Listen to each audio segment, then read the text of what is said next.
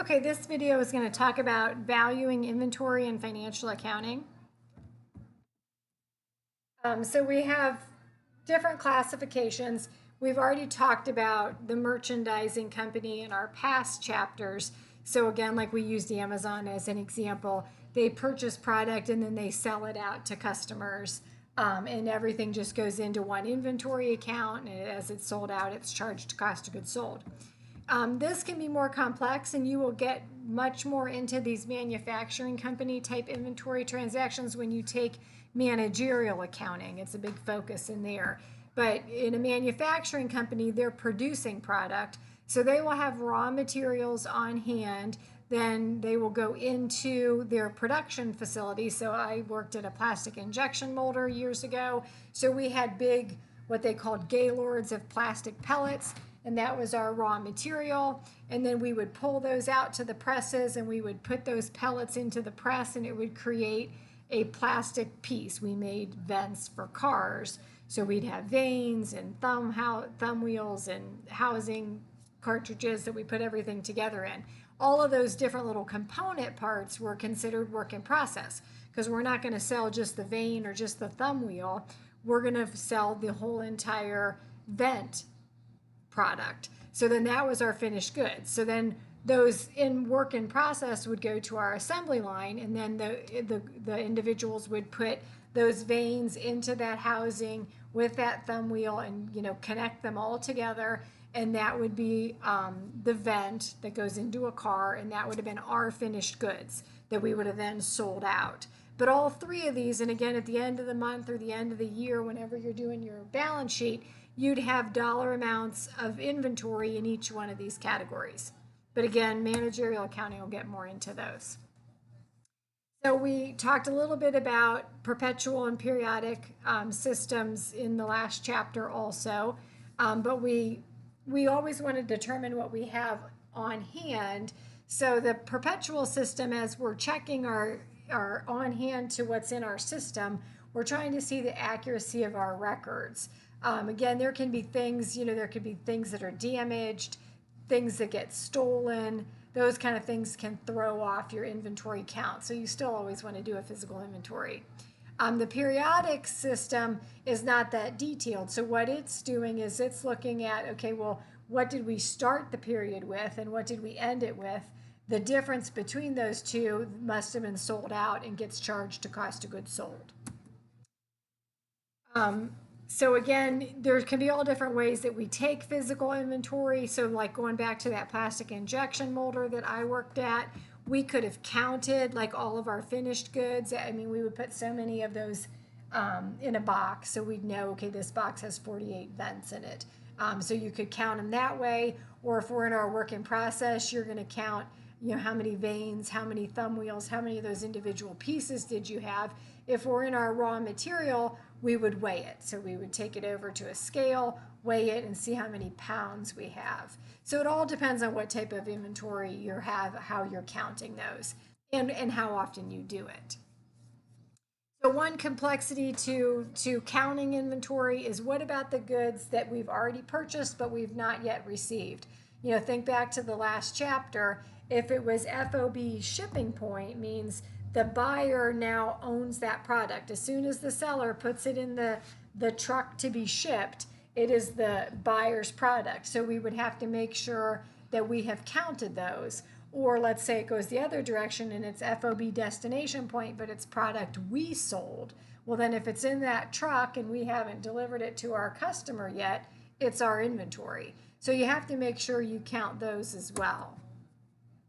Consigned goods are not part of inventory. Those are really owned by a third party. Think if you go to any like those craft shops or those consignment shops where somebody owns the shop, but they don't necessarily buy all that inventory.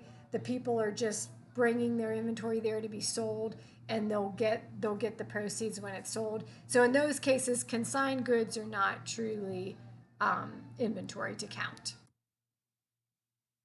All right, so then here we get into our specific cost flow methods. And this is probably where the complexity of this chapter is, because you're going to want to understand how to compute our ending inventory and our cost of goods sold using first in, first out, last in, first out, or average cost. So these will be the three, the ones that are highlighted, these cost flow assumptions.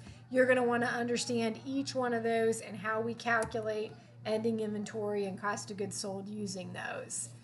So here we have an example. This company has 3 TVs. They are at 3 different prices, and they sold them, though, at the same price. So their selling price is the same, but their cost is different. So again, we show them all coming in and then how they're sold.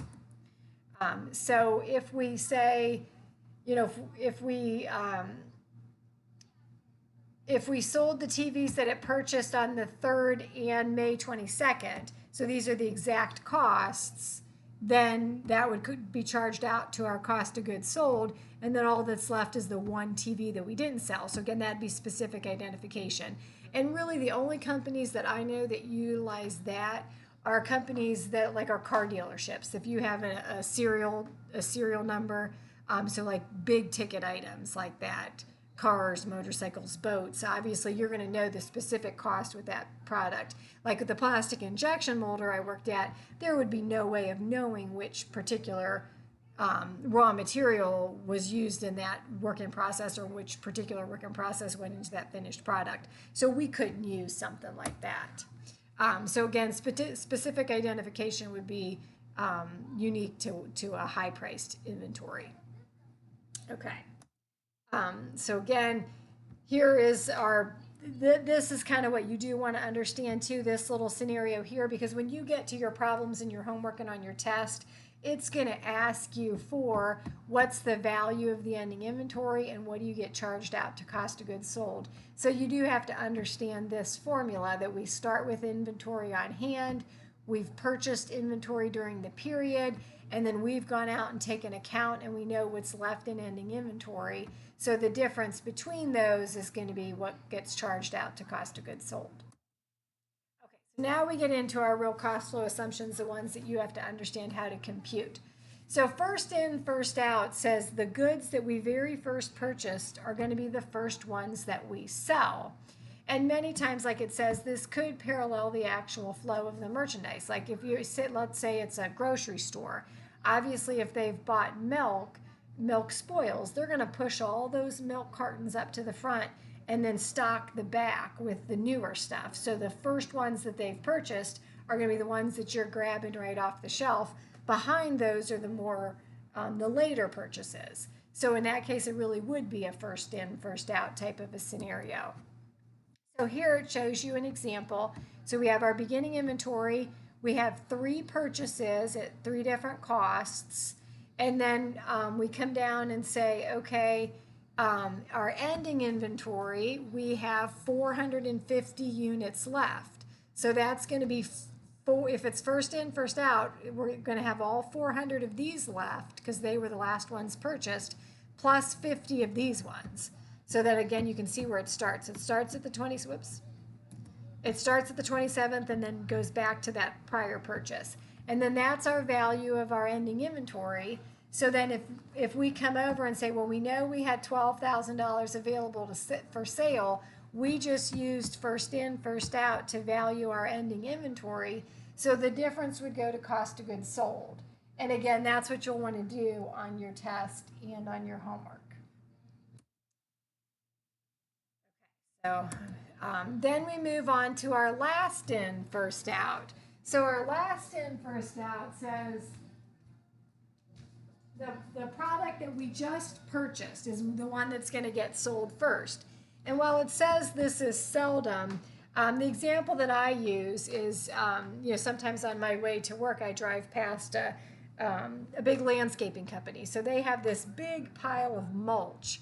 So as the season goes on, the trucks come and they're dumping that mulch, and then the trucks come and they take mulch and deliver it to the customers. I mean, do you think the truckers are down digging at the bottom of that pile? No, they're taking it right off the top. That's the easiest thing to do. Now, maybe when they get to the end of the season, that very, very bottom of the mulch will be sold, or if they sell out of mulch, it'll be sold.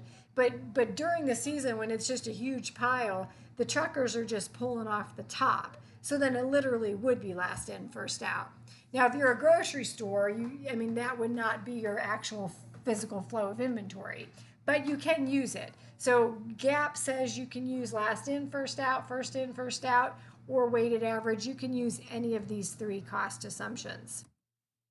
So here's the last in, first out worked out. So again, we have the same scenario, same purchases, and we have 450 in our ending inventory, but then now we go back to say, okay, our last in or our first out. So this would already be sold. The majority of these would already be sold. So we'd have the 100 in our beginning inventory left, the 200 we purchased after that, and then 150 of these ones left to total our 450. So then our total cost is lower because the earlier costs were less expensive, and that's not always the case, but many times it is. So then our ending inventory has a lower balance here.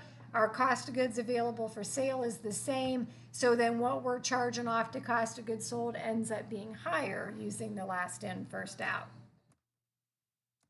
Okay, then our weighted average unit cost is another way to do it. So again, we've got the same information here, but what we're going to do now is we're going to say, okay, we have 1,000 units and a total cost of $12,000. If we divide the 12,000 by 1,000, that gives us an average price of $12 a unit. So then that's what we're going to charge to say, okay, well, we have 450 left in ending inventory times our average cost of $12. Our ending inventory will be valued at $5,400. Subtract that from the $12,000 available for sale, leaves us our cost of goods sold. So you can see each one of these cost assumptions gives us a different amount that our ending inventory is valued at and our cost of goods sold is valued at.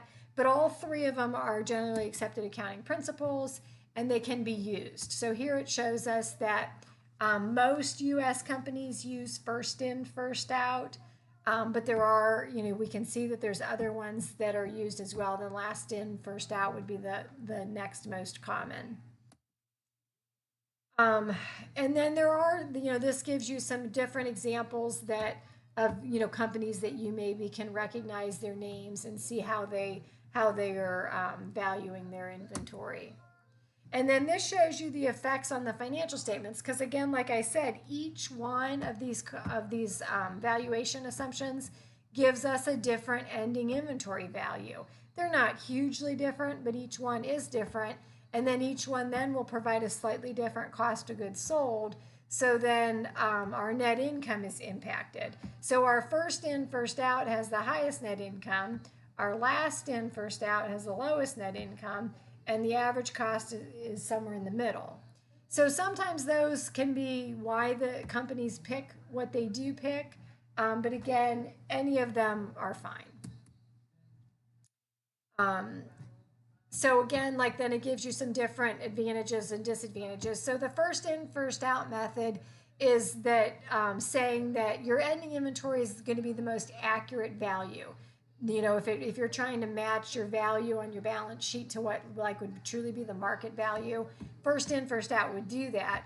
Whereas last in, first out, that inventory might be very understated. It depends on how long that, that pile of mulch goes. Maybe here in Ohio, we're done with that pile of mulch, at the end of the season. Maybe down in South Carolina, that mulch pile just continues all year so that they never, ever get to that bottom layer, and that mulch is 2 years old. Who knows? So then in that case, it would never accurately reflect the true value. And then that can impact our taxes. So I try to not get into too much of the tax impacts, but it's good to understand those, especially for those of you who are accounting majors, to kind of understand how it impacts the tax flow. And then really, I think it's just consistency. So if the company changes from LIFO to FIFO or LIFO to weighted average, they're going to have to address that in their notes to the financial statements, because it can impact the financial statements like we have seen. Okay, then our next objective, we deal with some inventory errors, like if we didn't if we didn't count our inventory properly, if we forgot to count the goods that were in transit, those things can impact our income statement from our cost of goods sold standpoint, and they could also impact our balance sheet from our inventory standpoint. So here it gives you some examples of what that error is. You know, if we understate it, our beginning inventory, our cost of goods sold could be understated, and then our net income would be overstated. If we overstate our beginning inventory, our cost of goods sold is going to be overstated, and our net income is going to be understated. So you can kind of read through those and understand how that impacts our financial statements and why we would really need to correct it. And it can impact 2 periods. You know, it could go back because the ending inventory of one period becomes the beginning inventory of the next.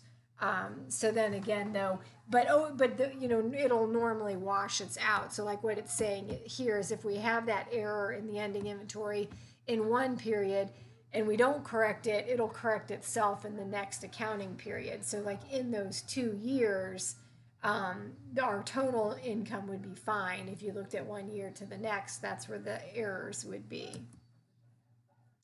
So here again, it shows you that like if we had this ending inventory, if it was understated and it really should have been that, our net income is understated in this first year, but then it's overstated in the next year. So between the 2 years, they cancel each other out. And then the balance sheet again, because we're dealing with inventory that is an asset, if we have an adjustment, you know, if our ending inventory is overstated, our assets are going to be overstated. If our ending inventory is understated, our assets will be understated. Okay, then here we have some of our financial statement presentation and some ratios that you're going to want to understand how to compute in this last section. So sometimes companies can write down their inventory if there's a, you know, something happened in the market and they feel like the inventory that's on their balance sheet is overstated. They can write it down to their net realizable value. They can never write it up. They can never increase it to say like, hey, I don't think my inventory is worth enough, I need to write that up. But they can always write it down, and that's following our accounting principle of conservatism. So here it gives you an example of that. You can look at that on your own. Then we have inventory analysis and inventory management. You don't want to carry too high levels of inventory because it's money. The company has to buy the inventory, which is a use of its cash. They have to store it, which makes you have a facility. They have to insure it. You worry that it could be damaged or that it could become obsolete. So you don't want to have too high of inventory levels, but then you also don't want to have too lows. So there's a happy medium there, and normally in a large corporation, there's an individual who's responsible for managing that inventory and monitoring what would be the best levels to carry it at. But this is what I want you to know how to do is these 2 ratios. So we have our inventory turnover, which is our cost of goods sold divided by our average inventory. So the average inventory would be the beginning of the year balance plus the end of the year balance divided by 2. Divide that into our cost of goods sold. And then we'll calculate how many days that is by taking this inventory turnover ratio that we calculated here. It'll be a number. So let's say it's 7. It's 7 times. So then if we come down here, we take we take that 365 and divide it by 7. And then that would tell us that our average age is 52 days. And sometimes that days in inventory is the one that makes a little more sense than saying, well, how many times does it turn over a year? I don't know if that's good or bad, but if you can see the days in inventory, sometimes that helps. So here's an example of Walmart. So we have their cost of goods sold, and then again, their beginning of the year inventory, their end of the year inventory. Add those together and divide by 2 to get to the average. Divide that into their cost of goods sold, and it says they've turned their inventory over 8 times, then 8.1 times. Then if we take 365 days and divide it by 8.1 times, we see that the average age of their inventory is 45 days. And that seems pretty good. You know, that because Walmart has a mix of products. They have some grocery store items that we hope go quicker than 45 days, but then they also have clothes and shoes and hardware supplies and houseware supplies, things that maybe could sit on the shelves for 3 months. So again, you just want to use some reason there. Okay, so that is our inventory valuation chapter.